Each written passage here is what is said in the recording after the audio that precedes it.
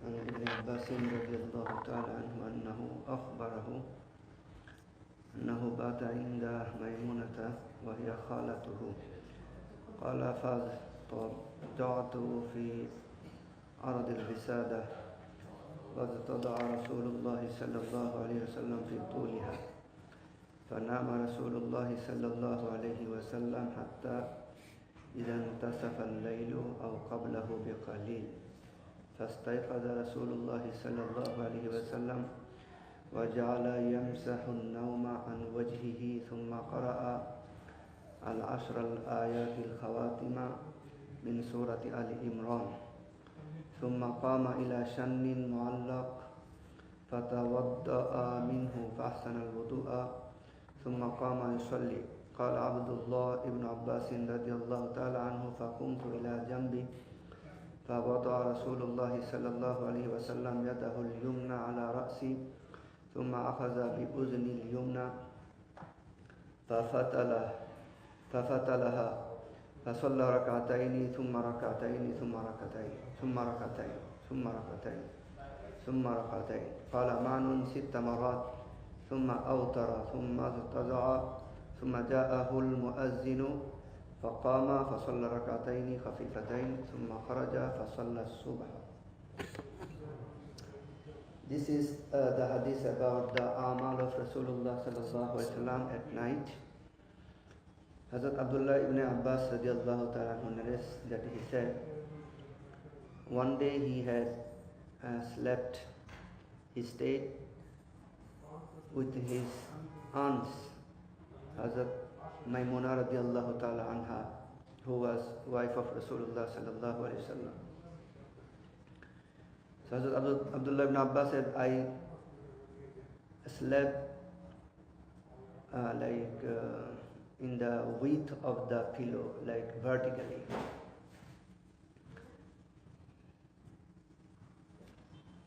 And Rasulullah sallallahu alaihi wasallam also slept towards the length of the pillow. Then Rasulullah sallallahu alaihi wasallam kept sleeping. After he came to house, he talked to the family for a while. Then he slept, and he kept sleeping until the half of the night. Hazrat Abdullah ibn Abbas radiyallahu ta'ala anhu বলেন যে আমি একদিন আমার খালা হযরত মাইমুনা রাদিয়াল্লাহু তাআলা আনহা ওনার ঘরে রাত্র যাপন করছি। তো আমি বালিশের আড়াআড়ি ভাবে শুয়েছি, আর রাসূলুল্লাহ সাল্লাল্লাহু আলাইহি ওয়াসাল্লাম এসে ঘরে প্রথম কিছু অল্প সময় কথা বলছেন, তারপরে শুয়ে পড়ছেন। উনি বালিশের লম্বালম্বি ভাবে, তার মানে হলো রাসূলুল্লাহ সাল্লাল্লাহু আলাইহি ওয়াসাল্লাম কিবলার দিকে মুখ করে শুয়েছেন।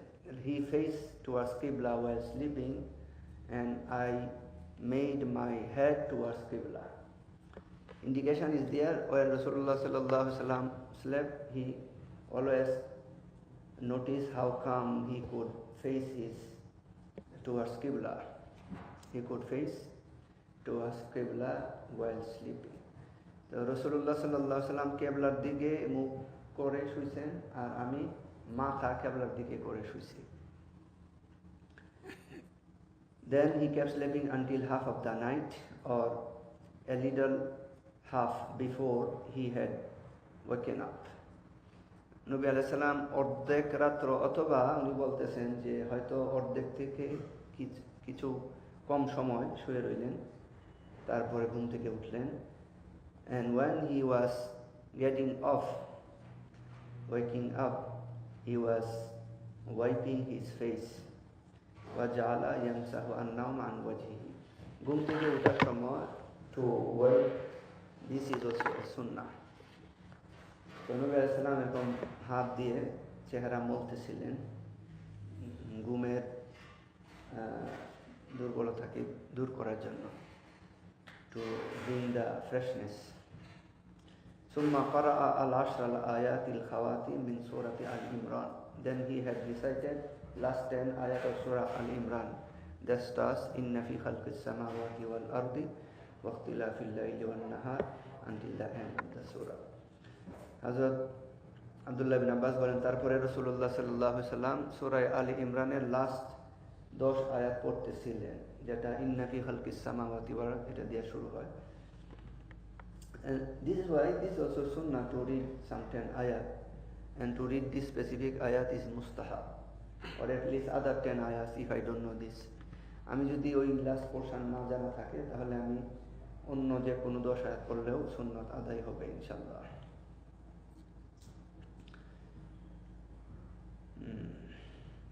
Then Rasulullah sallallahu alaihi wasallam went to leather bag, like water bag.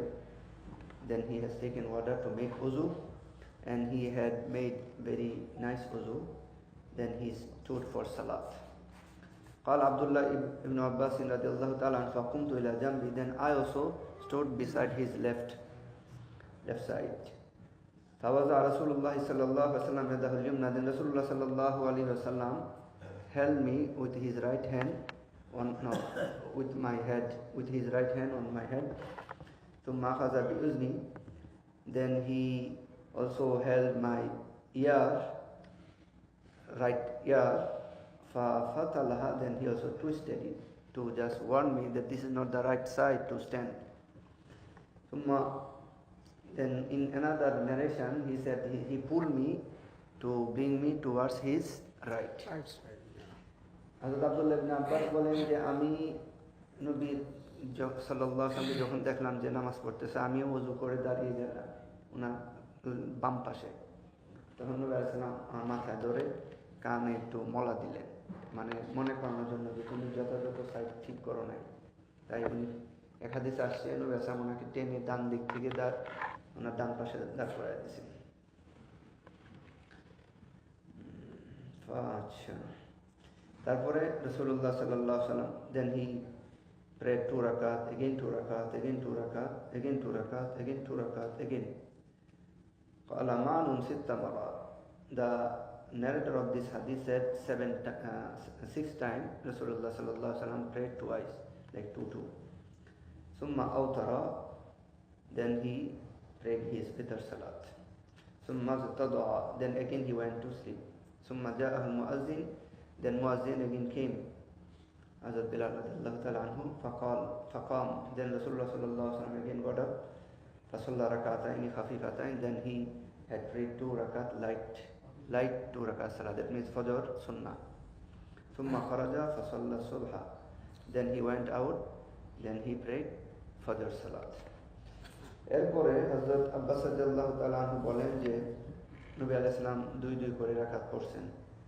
হাদিসে যে বর্ণনাকারী মা উনি বলেন যে এভাবে 6 বার হয়েছে, তো 6 2 কত হয়? 12 রাকাত। সুম্মা এরপরে তিনি আবার বেতর করছেন, 12 আর 3 কত হইল? 13 14 15 16 15। তাহলে বোঝা গেল, we can understand that tahajjud salat can be 12 rakat, and Imam Azam Abu Hanifa rahmatullah alayhi preferred this portion, like this amount. The tahajjud salat should be 12 rakat, but some other ulama also preferred 8 rakat, because it used to vary. Sometimes he used to pray 8 rakat, and sometimes it also came in different narration that he also prayed less. It depends on the timing, and sometimes though he had time, still he didn't pray like many salat. This actually just to teach the ummah. তো নবী সাল্লাল্লাহু আলাইহি ওয়াসাল্লাম অনেক সময় ওই 12 রাকাত মনি হাদিস আছে, আব্দুল্লাহ ইবনে আব্বাস রাদিয়াল্লাহু আনহু বলেন যে 12 রাকাত পড়ছেন, তারপরে বেতর পড়ছেন। কিন্তু অনেক হাদিসে আছে যে আম্মা আয়েশা রাদিয়াল্লাহু আনহার হাদিস আছে 8 রাকাত পড়ছেন, অনেক সময় উনি কম বেশি পড়ছেন। তারপরে তাহাজ্জুদে পরে নবীজি আবার একটু রেস্ট নিতেন, এটা ওনার অভ্যাস ছিল, আবার শুয়ে পড়ছেন। তারপরে যখন মুয়াজ্জিন আসলেন ওনাকে নেওয়ার জন্য, তারপর আবার 2 রাকাত হালকা সুন্নাত পড়ছেন। This is also very important to make fajr sunnah very short, and short means not to read long surah, for example big surahs. Rasulullah sallallahu alaihi wasallam had the habit of reading surah Qul ya ayyuhal kafirun in first rakat, and in second rakat Qul huwallah, so it used to be short. And it also came in hadith that for the mu'min, the time of hisab and account on the day of judgment will be the time equal to the time of Fajr Sunnah. So ulama said those who want make his time of hisab and accounts to be shorter, he should also make his Fajr Sunnah shorter. Hazrat ulama keram বলেন যে ফজরের সালাত সুন্নাত নবী আলাইহিস সালাম সব সময় ছোট করে পড়তেন। এটা হাদিসে আছে যে উনি কুল ইয়া আইয়ুহাল কাফিরুন পড়তেন প্রথম রাকাতে আর দ্বিতীয় রাকাতে পড়তেন কুল হুয়াল্লাহ। এই জন্য উলামা কেরাম বলেন কেউ যদি চায় যে তার হিসাব কিয়ামতের মাঠে হাদিসে আসছে যে আল্লাহ তাআলা নেক বান্দা যারা হবে তাদের হিসাবের সময়টা এত ছোট হবে যেমন ফজরের 2 রাকাত সুন্নতের মতো। এই জন্য উলামারা বলেন যে ফজরের 2 রাকাত সুন্নত ছোট করে পড়া, সে যদি চায় যে তার হিসাব ছোট হোক তাহলে সে নামাজকেও যেন ছোটই রাখে। This was actually just to warn that we should strictly follow the sunnah of Rasulullah sallallahu alaihi wasallam as regards everything. উলামারা এটা একটা সতর্কতামূলক বলছেন যাতে মানুষ সব সময় নবী আলাইহিস সালামের সুন্নতের ব্যাপারে পাবন থাকে, খেয়াল করে। আচ্ছা,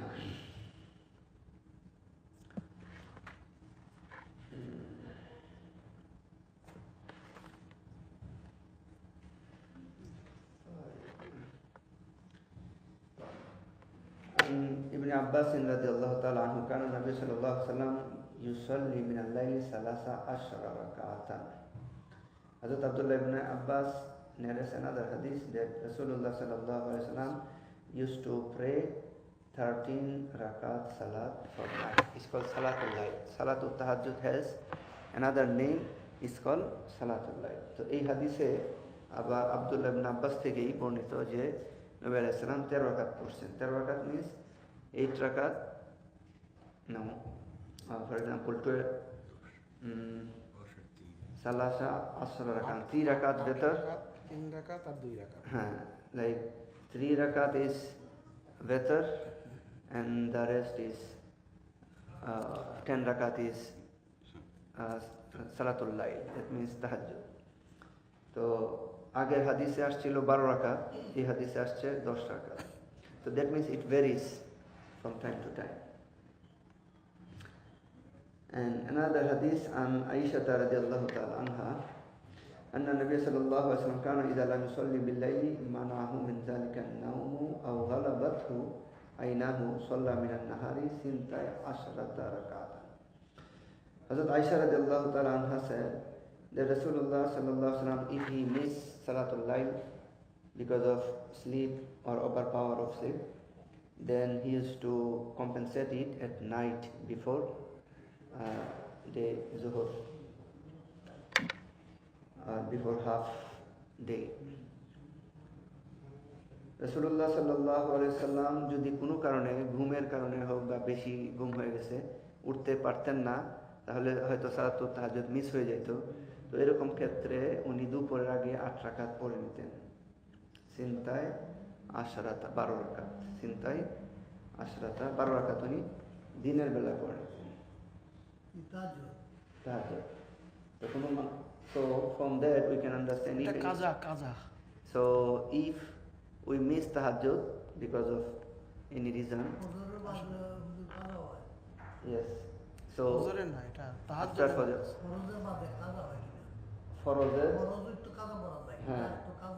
but tahajjud for Rasulullah sallallahu alaihi wasallam, it was especially for Nabi sallallahu alaihi wasallam very important. He used to maintain it without missing. For Ummah is like optional, but for him it was something exclusive. Yeah, this was actually for lesson. Yeah.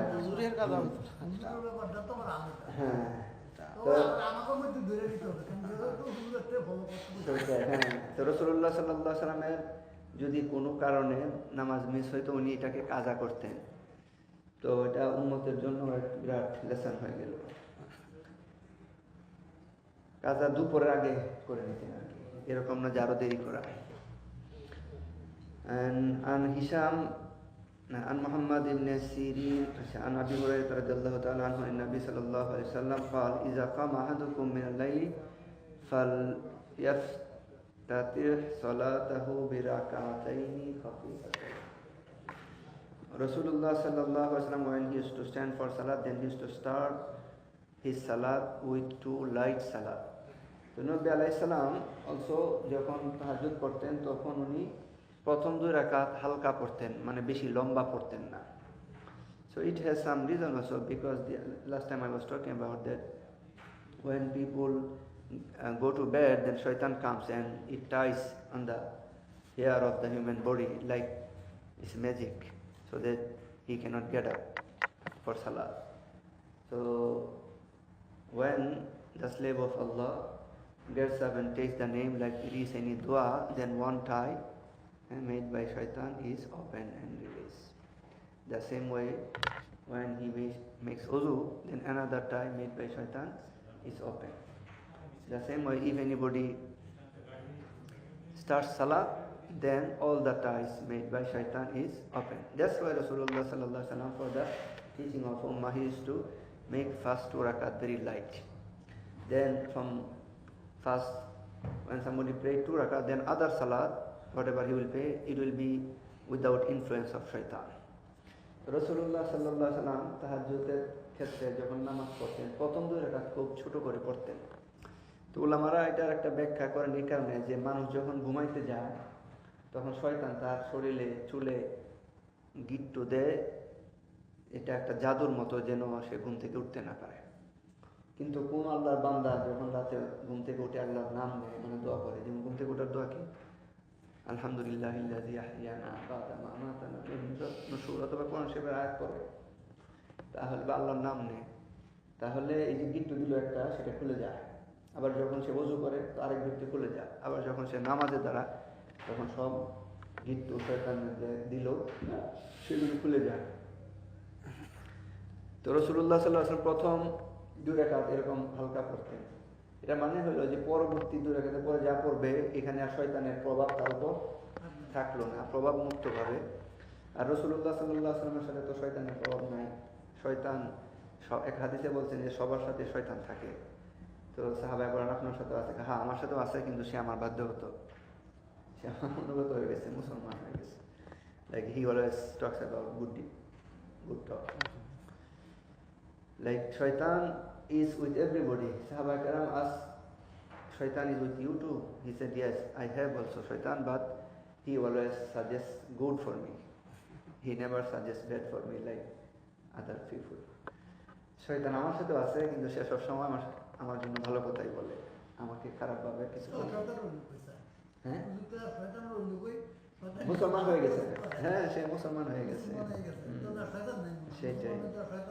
হ্যাঁ আল্লাহু আকবার. এই হাদিসটাও very important. আচ্ছা, উনি বললেন মুসলমান, শয়তান তো শয়তানই, মুসলমান হবে তো শয়তান তো জিন. হ্যাঁ তো জিন মুসলমান শয়তান তো জিনই, যে মেইন যে শয়তান, যে অবাধ্যতার সাথে আল্লাহর সাথে চ্যালেঞ্জ করে চলে আসলো, সে কিন্তু জিন এবং আল্লাহ নেক বান্দাই ছিল সে. কিন্তু আল্লাহর অবাধ্যতা, তার থেকে তার বিভিন্ন গ্রুপ তৈরি হয়েছে. তো তারা তো জিন আলাদা একটা গোষ্ঠী. তো জিনদের ভিতরে অনেক মানুষ, স্যার সুন্দর কথা বলছেন, অনেক মানুষ তো মুসলমান, অনেক জিন মুসলমান হয়, অনেক মুসলমান জিন আছে. হ্যাঁ অনেক আছে, হয়তো আমাদের এখানে আছে, আমরা যাই না.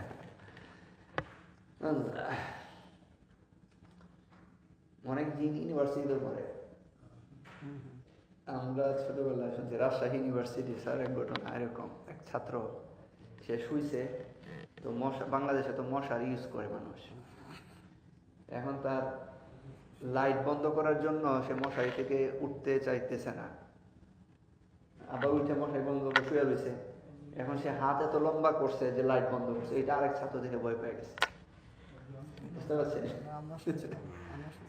তো এরকম তো তারাও আমাদের মতোই, আল্লাহ তাআলা শরীয়তের ভাষায় বলা হয় মুকাল্লাফ, that means jinn and human, they are like responsible to implement the হুকুম of sharia in their lives. জিন এবং মানুষ সব দুই গ্রুপকেই আল্লাহ তাআলা মুকাল্লাফ বানাইছেন. তাদেরকে দিন অ্যাপ্লাই করা তাদের জীবনে, এটা তাদের উপর জরুরি. নবী আলাইহিস সালাম দুইজনের জন্যই নবী হিসেবে আসছেন। আল্লাহ। আচ্ছা, عن زيد بن خالد الجهني أنه قال لا أرمقن صلاة رسول الله صلى الله عليه وسلم فتوسدت عتبته أو فسطاطه فصلى رسول الله صلى الله عليه وسلم ركعتين خفيفتين ثم صلى ركعتين طويلتين ثم صلى ركعتين وهما دون اللتين قبلهما ثم صلى ركعتين وهما دون اللتين قبلهما ثم أوتر فذلك 13 ركعة. Hazrat Zaid ibn Khalid al-Juhani radiallahu ta'ala anhu said that I decided to check the salat of Rasulullah sallallahu alaihi wasallam. That's why I have slept on the threshold of his house or the threshold of his tent. Then I observed and noticed that he prayed, Rasulullah sallallahu alaihi wasallam prayed 2 light salat, 2 rakat, very light, that means very short. Then he again prayed 2 rakat, very, very long. Then he prayed again 2 rakat, but this is shorter than the previous one. Then again he prayed 2 rakat, shorter than the previous one. Then again 2 rakat, shorter than the previous one. After that he prayed Witr salat. So that's how total he prayed 13 rakat salat. That means 10 salatul layl, tahajjud, and 3 is Witr salat. Bukhari শরীফের মধ্যে যে 13 রাকাতের ব্যাখ্যা করছেন, এটা যে বলছে 8 রাকাত, 3 রাকাত বেতের আর 2 রাকাত হচ্ছে ফজরের সুন্নাত। হ্যাঁ, ওইটাও আছে, এইভাবে বলছে। এই ব্যাখ্যাও আছে। হ্যাঁ, তো এই হাদিসে হযরত খালিদ ইবনে জুহানি রাদিয়াল্লাহু আনহু বলেন যে আমি সিদ্ধান্ত নিলাম যে দেখব কিভাবে রাসূলুল্লাহ সাল্লাল্লাহু আলাইহি ওয়াসাল্লাম রাতের আমল করেন, নামাজ পড়েন। তো আমি ওনার ঘরের কি বলে দরজা দিয়ে চৌকাঠ, হ্যাঁ চৌকাঠে দিয়ে আমি শুয়ে পড়লাম। অথবা উনি বলতেছেন যে না, নবী আলাইহিস সালামের কোনো সফরে ছিলেন, তো টেন্টের এখানে শুয়ে পড়লাম খেয়াল করার জন্য, কারণ মাহরাম গায়রে মাহরাম তো ঘরের ভিতরে ঢুকতে পারবে না, তাহলে বোঝা গেল এটা সফরে ছিলেন কোনো। তখন উনি বলেন যে আমি দেখলাম যে রাসূলুল্লাহ সাল্লাল্লাহু আলাইহি ওয়াসাল্লাম প্রথম 2 রাকাত পড়লেন খুব ছোট করে, কিন্তু পরের 2 রাকাত পড়লেন অনেক লম্বা। তারপরে উনি আবার 2 রাকাত পড়লেন, সেটা আগের থেকে একটু ছোট, তারপর আবার 2 রাকাত আর একটু ছোট, আবার 2 রাকাত আর একটু ছোট। এভাবে তিনি বললেন যে 13 রাকাত নামাজ পড়লেন। তাহলে 13 রাকাতের ভিতরে 10 রাকাত আমরা ধরে নেব তাহাজ্জুদ, অথবা 8 রাকাত আর 2 রাকাত ফজর ধরে নেব, অথবা আর বাকি 3 রাকাত আমরা বেতন ধরে নেব। তো আরেকটা হাদিস, এটা very important.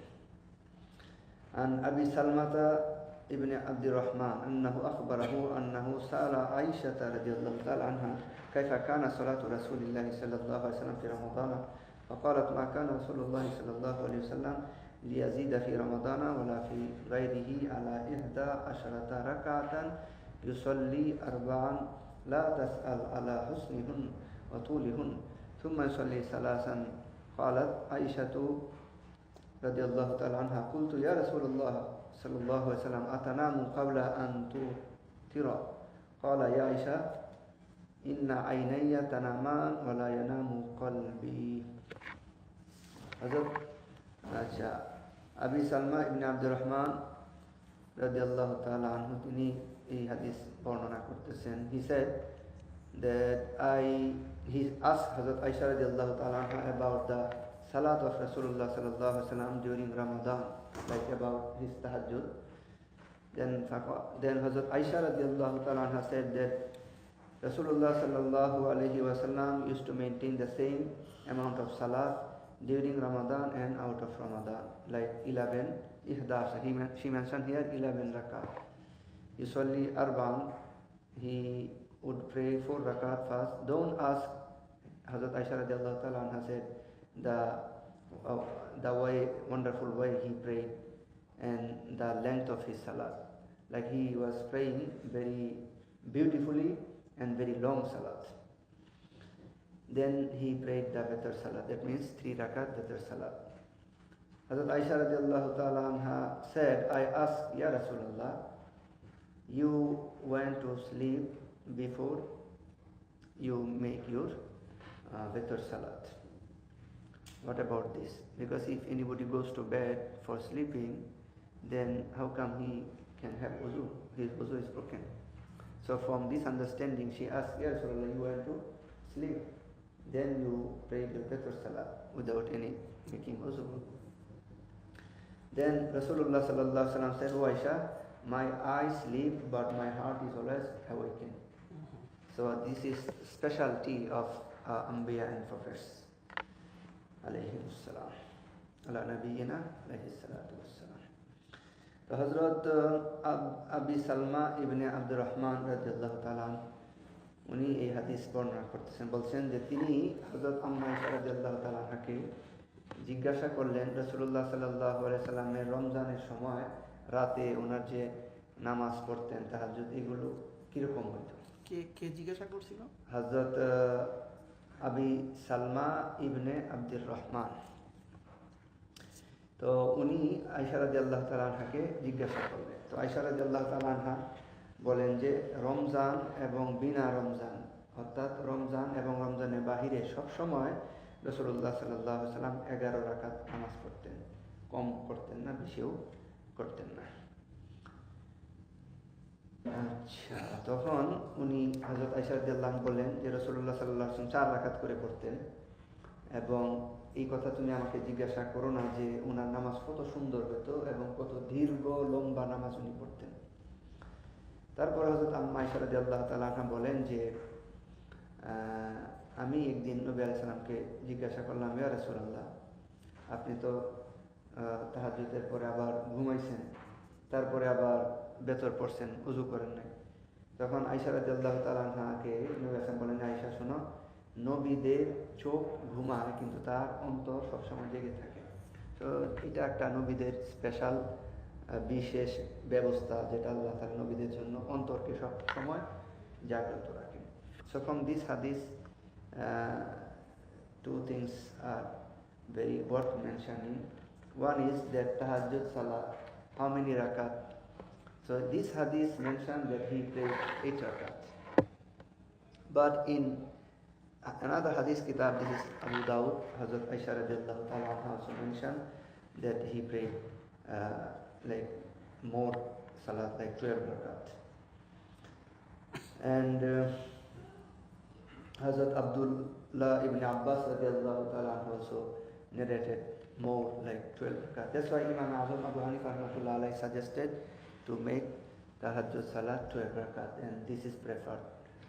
And now the second point is about the Tarawih salat, because from this hadith some ulama they try to establish Tarawih salat 8 rakat, pointing out that this is mentioned about the Ramadan.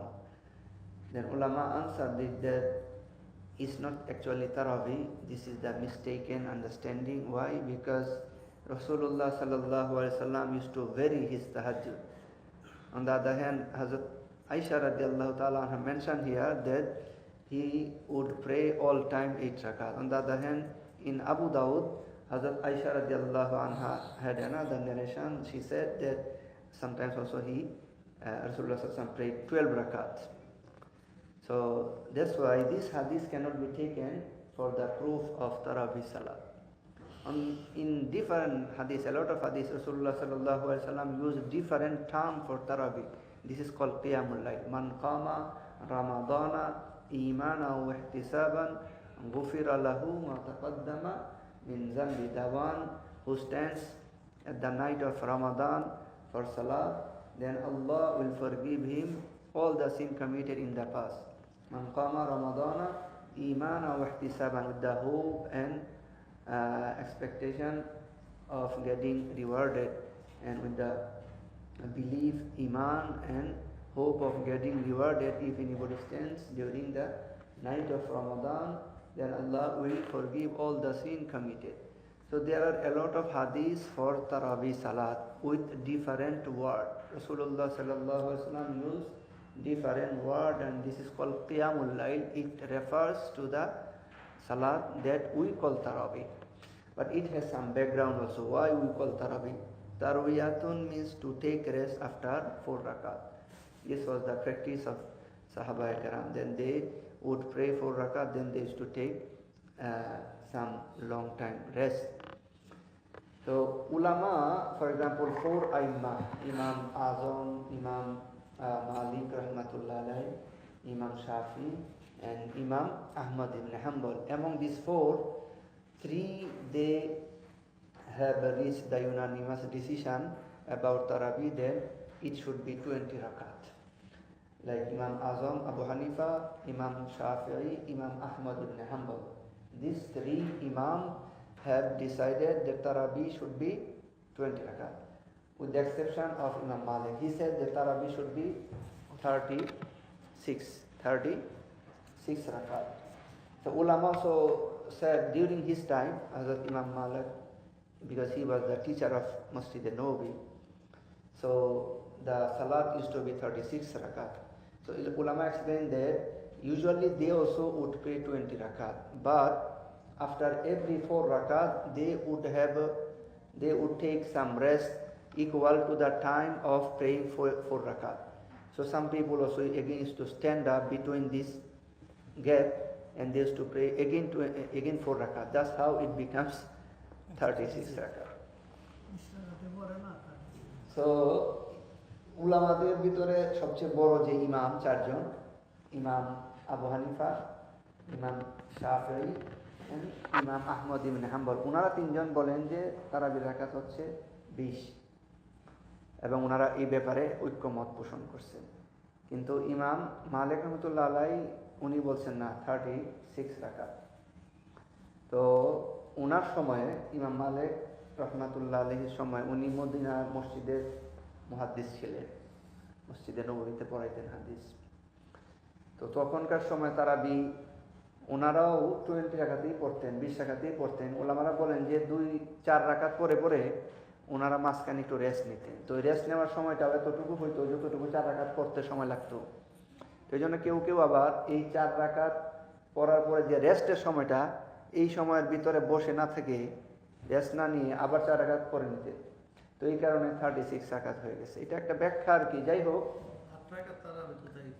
8 রাকাতের কোনো প্রমাণ, এই হাদিসটাই সবচেয়ে বড় যেটা এখন পড়লাম, কিন্তু এই হাদিসটা তো এখানে তাহাজ্জুদের জন্য বোঝা যাচ্ছে। এই হাদিসটা দিয়েই তারা 8 রাকাত প্রমাণ করতে চায়, কিন্তু আসলে এটা সালাতুল লাইল। সালাতুল লাইল মানে তাহাজ্জুদ। নবী আলাইহিস সালাম সব সময় তাহাজ্জুদ পড়তেন, রমজানেও পড়তেন, রমজানের বাইরেও পড়তেন। এই কথাটাই আম্মা আয়েশা রাদিয়াল্লাহু তাআলা আনহা বলছেন যে রাসূলুল্লাহ সাল্লাল্লাহু আলাইহি সাল্লামের তাহাজ্জুদ 8 রাকাতেই হইতো। কিন্তু আম্মা আয়েশা রাদিয়াল্লাহু আনহু থেকে আরেক বর্ণনায় পাওয়া যায় যে নবী সাল্লাল্লাহু আলাইহি সাল্লামের তাহাজ্জুদ 12 রাকাতও ছিল, কিন্তু তারা তো 12 রাকাত তারাবি পড়ে না। তো এটা একটা কি বলে, স্ববিরোধী কথা আর কি। তো এই কথা দিয়া ওই তারাবি প্রমাণ করার মতো যথেষ্ট দলিল পাওয়া যায় না। সাহাবী প্রশ্নটা করছে, হ্যাঁ, উনি হয়তো রমজান মাসের ব্যাপারে যেহেতু উল্লেখ করছে, উনি হয়তো জানতে চাইছিলেন যে তারাবির কথাই, কিন্তু ওইখানে তারাবি শব্দ নাই, উত্তরটা আইছে দুইটাই, যে মানে রমজান এবং রমজানের বাইরে সারা বছরে এটা তাহাজ্জুদের আমল। এবং এইখানে এটা তো আমাদের আচ্ছা, সবচেয়ে দ্য ইম্পর্টেন্ট দলিল ফর তারাবি ইজ উমর রাদিয়াল্লাহু তাআলা আনহু। After during his khilafat, he noticed that during Ramadan people are praying here, one group is here, somebody's people individually. So he said that this is not the discipline, so he decided to bring some discipline in salat. So he fixed one imam, that everybody should pray under one imam, then it will be disciplined work. And Hazrat Umar radiallahu ta'ala anhu's decision was unanimously accepted by all the Sahaba of time. So that's why after the decision taken by Sahaba, nobody should actually raise voice against them, because Rasulullah sallallahu alaihi wasallam said, "Ayyuhum اقتديتم اهتديتم. As-sahabi udul. Sahaba karam, they are the mi'yar, they are the means of justice. And if any of my sahaba is followed, then you will be guided. নবী আলাইহিস সালাম বলেন যে আমার সাহাবীরা তারা হলো কি বলে জাস্টিসের মাপকাঠি। তারা সবাই জাস্টিস মানে কি না বাংলা? না না, জাস্টিস এটার একটা বাংলা আছে, মানে কি বলে ন্যায়, ন্যায় ন্যায়ের মাপকাঠি। হ্যাঁ, ন্যায়পরায়ণতার মাপকাঠি। তো সাহাবা কেরামের ভিতরে দেয়ার ওয়াজ এ moderation, like they were real, they have the real justice in their action. Rasulullah sallallahu alaihi wasallam said, আমার সাহাবারা তাদেরকে তোমরা যদি অনুসরণ করো তাহলে তোমরা হেদায়েত পাবা। In another hadith he said, even if you follow any sahabi who holds different opinion, still you will get guided. আমার সাহাবীদের থেকে যে নাকি ভিন্ন মত অবলম্বন করে তাকেও যদি তুমি অনুসরণ করো তাহলে হেদায়েত পাবা। কেন? There were a lot of sahaba who were not unanimous in decision in everything. Sahaba কেরামের মাঝেও there were different opinion about different masail. For example, Hazrat Abu Zar Ghifari, he had been holding different opinion about zakat. He had the different idea that nobody should preserve the belongings. He used to spend. He had the tawakkul that he would not keep anything for next day, like Rasulullah sallallahu alaihi wasallam. So it happened a big difference among the Sahaba. They sometimes used to beat the Sahaba, like the junior. If he found anybody that who was pursuing for earnings and assets, then sometimes he had a stick with him. He used to start beating on the footpath, or anybody used to man, he would meet. The Sahaba Karam complained to Hazrat Amir al-Mu'minin Umar ibn Khattab that he holds a different opinion. Sometimes we feel shy because his opinion is different from us. So then Umar radiallahu anhu called him and told him that you should leave the city and go in outskirts, some other area. Then he went there and he started living there until he passes away. And it has another reason also. He used to be always isolated. Even during the lifetime of Rasulullah sallallahu alaihi wasallam, one day when Rasulullah sallallahu alaihi wasallam was coming back from a safar, that Rasulullah sallallahu alaihi wasallam noticed someone very far, that someone is coming.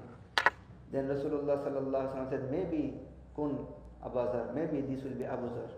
When Rasulullah came close, really it was Abu Zar radiallahu anhu. Then Rasulullah sallallahu alaihi wasallam said, "Oh Abu Zar, you are always alone, so you will live alone and you will be raised alone." So and this happened. Then Hazrat Umar radiallahu anhu decided to, like, he should go to live in outskirts of the city of Medina. Then he went according to the wish of the Amir al-Mu'minin, and he lived through the whole life until he passes away. And when he passed away, then there was no one to make ready for his janazah. He told his wife that when I expire, then you should get me ready and put my janazah outside and keep announcing that this is Abu Zar, the Sahabi of Rasulullah sallallahu alaihi wasallam, his janazah is ready. And that time, some qafala was coming and they heard the voice and they came close and then they prayed janazahs and like made everything for him. So I told the story because sometimes Rasulullah sallallahu alaihi wasallam mentioned this hadith also that I said before, that even if you follow any Sahabi who holds different opinion, still you will get guided. So why I refer that Umar radiallahu anhu decided about the Tarawih and all the Sahaba around him agreed upon. Unanimous, they accepted it. So now if I wanna say something new that is different from the Sahaba, then how dear, it's like going against them. It's dangerous. ইমাম ছিল আপনি উবাই ইবনে কাব শাহ তো বিখ্যাত সাহাবী। তো যেটা বলতেছিলাম, হযরত উমর রাদিয়াল্লাহু আনহুর কথাটাই সবচেয়ে মজবুত, যে উনি একদিন দেখলেন যে রোজার সময় সাহাবীরা মসজিদে নববীতে নামাজ পড়তেছে, এখানে গ্রুপ, এখানে কেউ একা একা। তো এটা ওনার কাছে বিশৃঙ্খল মনে হইলো। তো উনি চিন্তা করলেন যে এক জামাতে একজন ইমাম বানিয়ে দিলে ভালো হয়, সবাই একই জামাতে। তো উনি একজন ইমাম বানিয়ে দিলেন, তো উনি নামাজ পড়াচ্ছেন। এভাবে 20 রাকাত করে উবাই ইবনে কাব ওনাকে নিয়োগ করা হলো ইমাম হিসেবে, মানে দায়িত্ব দেওয়া হলো। তো এখন এই কথা বলতেছি কারণে যে রাসূলুল্লাহ সাল্লাল্লাহু আলাইহি ওয়াসাল্লাম সাহাবীদের ব্যাপারে বলছেন, আর কোরআনে আছে ওয়াকুল্লাহু ওয়াদাল্লাহুল হুসনা, আল্লাহ সুবহানাহু ওয়া তাআলা has promised with all the sahaba to do good with them. আল্লাহ তাআলা কোরআনে বলছেন রাদিয়াল্লাহু আনহুম ওয়া রাদু আনহু, সমস্ত সাহাবীদের সাথে আল্লাহ তাআলা কল্যাণের ওয়াদা করছেন। তো নবী আলাইহিস সালাম বলছেন যে আমার সাহাবী তারা ন্যায়ের মাপকাঠি, কেউকে যে কোনো সাহাবীকে তুমি অনুসরণ করে হেদায়েত পাবা। এক হাদিসে বলছেন যে তুমি যদি এমন কোনো সাহাবীকে অনুসরণ করো আমার, যে নাকি ভিন্ন মত পোষণ করে, তাহলেও তুমি হেদায়েত পাবা। যেমন একটা ঘটনা বললাম আবু যর ব্যাপারে রাদিয়াল্লাহু তাআলা আনহু, যে উনি সবসময় বিশেষ করে জাকাতের ব্যাপারে ওনার ওপিনিয়ন ডিফারেন্ট ছিল। নবী আলাইহিস সালাম যেমন একদিনের খাবার আরেকদিন জমা করে রাখতেন না, তো আবু যর ব্যাপারে ওইরকম ছিলেন, উনি একদিনেরটা আরেকদিন জমা করে রাখতেন না, বরং ওনার হাতে লাঠি থাকতো। যদি কাউকে দেখতেন যে ওই কামাই রোজগারির পিছনে দৌড়াইতেছে, সম্পদের পিছনে, ওনাকে লাঠি দিয়ে পিটানো শুরু করতেন। তো ওনার এই দৃষ্টিভঙ্গি তো অন্যান্য সাহাবীদের সাথে একমত ছিল না। তো অন্যান্য সাহাবায়ে কেরাম হযরত আমিরুল মুমিনিন উমর রাদিয়াল্লাহু আনহুকে এসে বললেন যে ওনার দৃষ্টিভঙ্গি আমাদের থেকে ভিন্ন, আমরা মাঝে মাঝে এই অবস্থায় বিব্রত হই। তো উমর রাদিয়াল্লাহু আনহু তখন ওনাকে ডেকে বললেন যে আপনি এই শহর ছেড়ে চলে যান, শহরের বাইরে কোথাও একা থাকেন, কারণ উনি একরকমের মতামত নিয়ে চলে, অন্যরা একরকম। তো এই কথা অনুযায়ী উনি চলে গেলেন। আর এইটা নবী আলাইহিস সালামও একদিন এক ঘটনা হয়েছে, যে একদিন এক সফর থেকে নবীজি আসতেছিলেন, দূর থেকে দেখেন এক লোক দেখা যায়। তখন নবী আলাইহিস সালাম বলেন কোন আবু যর, হয়তো এটা আবু যরই হবে, কারণ উনি সবসময় একা থেকে অভ্যাস। তো যখন কাছে আসছে দেখে যে আবু যর রাদিয়াল্লাহু আনহু, বলে যে আবু যর, তুমি একা একা থাকো দুনিয়াতে, তোমার মৃত্যু একা একা হবে, আর আখিরাতে তুমি একা একাই আল্লাহর সামনে উঠবা। তো এটাই হয়েছে। ওই যখন ওমর রাদিয়াল্লাহু আনহু বলেন চলে যা, তো উনি শহর ছেড়ে চলে গেছেন, ওইখানে ওনার বিবিয়ারে নিয়ে এখানে থাকেন। তো ওনার ওইখানেই ইন্তেকাল হয়েছে। মৃত্যুর আগে উনি বললেন যে আমার জানাজা কীভাবে হবে এটা কোনো নিয়ে টেনশন করো না, আমার মৃত্যুর পরে আমাকে রেডি করে জানাজা কীভাবে বাইরে রেখে ঘোষণা করবা যে এটা হলো আবু যর, রাসূলুল্লাহ সাল্লাল্লাহু আলাইহি সাল্লামের সঙ্গী, ওনার জানাজা প্রস্তুত। এই মন সময় এক কাফেলা যাচ্ছিল। তো ওই কাফেলা মধ্যে সাহাবায়ে কেরাম ছিলেন, ওনারা এসে ওনার সমস্ত জানাজার কাজ, জানাজা করলেন, তারপরে দাফন করলেন। তো এটাই বললাম যে উমর রাদিয়াল্লাহু আনহু সাহাবী, রাসূল সাল্লাল্লাহু আলাইহি ওয়াসাল্লাম, নবী আলাইহিস সালাম বলছেন আমার পরে যদি কেউ নবী হতো, if anybody would be prophet then Umar deserves to be prophet. আর সাহাবায়ে কেরামকে আল্লাহ তাআলা শরীয়তের ব্যাপারে ওনাদেরকে ফলো করা নবী আলাইহিস সালাম বলে গেছেন, আতিউল্লাহ ওয়া আতিউর রাসূল ওয়া উলিল আমরি মিনকুম। আল্লাহকে, আল্লাহর রাসূলকে এবং উলিল আমর তাদেরকে মানতে হবে। সাহাবায়ে কেরাম থেকে বড় উলিল আমর আর কে হবে? চিন্তাশীল মানুষ সাহাবায়ে কেরাম থেকে বেশি কেউ হবে না। তোমার রাদিয়াল্লাহু আনহু এই ডিসিশন দিয়ে দিয়েছেন। তো পর থেকে সমস্ত সাহাবায়ে কেরাম এটাকে মেনে নিয়েছেন। এটাকে বলা হয় ইজমায়ে উম্মাহ। উম্মতের এটার মধ্যে ইজমা হয়ে গেছে, ঐক্যমত হয়ে গেছে। তাই এটা নিয়ে কথা বলা এটা আসলে বিপজ্জনক ছাড়া আর কিছুই না। আপনি ওই যে যারা বলে না যে আমরা হাদিস এবং কোরআন ছাড়া কিছু মানি না, তার মানে তারা কোরআনের আয়াতও মানে না। হ্যাঁ, আতিউল্লাহ ওয়া আতিউর রাসূল আমরি মিনকুম, ডেঞ্জারাস, কোরআনের আয়াত মানে না, ডেঞ্জারাস আসলে। আল্লাহ তাআলা আমাদের মাফ করুক। অনেক লম্বা হয়ে গেছে আজকে।